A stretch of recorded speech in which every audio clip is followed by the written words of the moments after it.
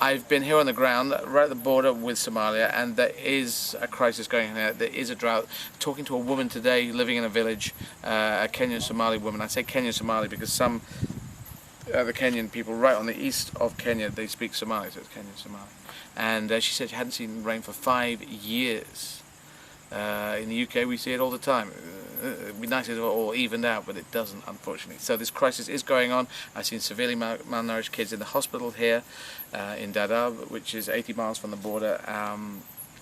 But if you're donating to Unicef, it is helping, because I have seen there's this peanut paste now which has been out for about 5 years, which is great. That goes to kids. That is, it's really, I've tasted it and it's tasty. It is tasty, and I don't like foods a lot. But it's like one of those bars, you know, oh yeah, I should eat more of these, but you know, you're not supposed to, you know, those bars, those kind of health bar things, but it's not, it's a paste. So it's good for kids. And I've seen the highly nutritious milk as well, and that's going in. So there is a difference happening. I've seen schools. I talked to a mother who said she was here, she was a nomadic mother, pastorals, they call them, they travel around with the herds. She had 200 cows, no, 100 cows and 200 goats, and now she has 2 cows and 5 goats. That's what the drought has done. And she's had to come down here from, I think she was up north, but it was just, the drought was just killed everything. And but now her daughter is in school, and she was pleased about that, because she said, I'm paraphrasing her, but she said, like, because knowledge is the source of life, knowledge is the power of life. And it was kind of beautiful, just sitting on the ground, and it was there with either a mother or a relative or a friend of hers sitting, but just she was just very clear about this. And the little girl was doing English and Kiswahili, which is spoken more in Kenya, and she said occasional English words like yes, and that it was sweet, but it is making a difference. So, and the boreholes that Martin deals with in Wash, they dig down $100,000, about 64.7 thousand quid to dig that. Some quite expensive. They have to go 200 meters down at the ground, which in some people still in Britain, using pure terms, that's 7,000 miles.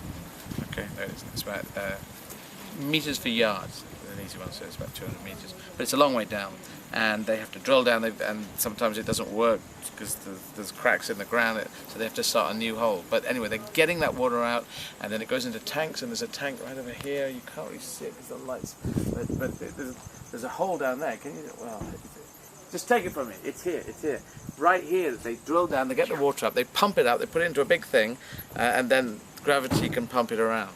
It's a big water tank, and so it's good and it's healthy. So if you remember the famine from way back when, we have got better at things, but crises do happen. So we do need your money. So we do need your help here at UNICEF.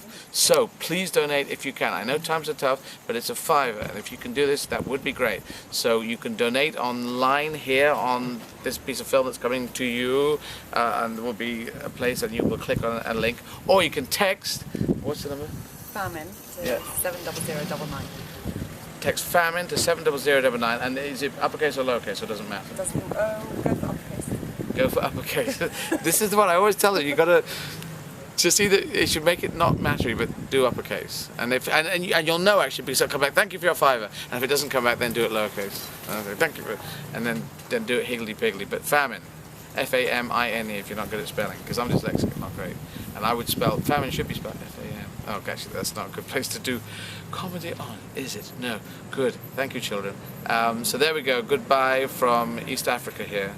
And yeah, thank you for helping.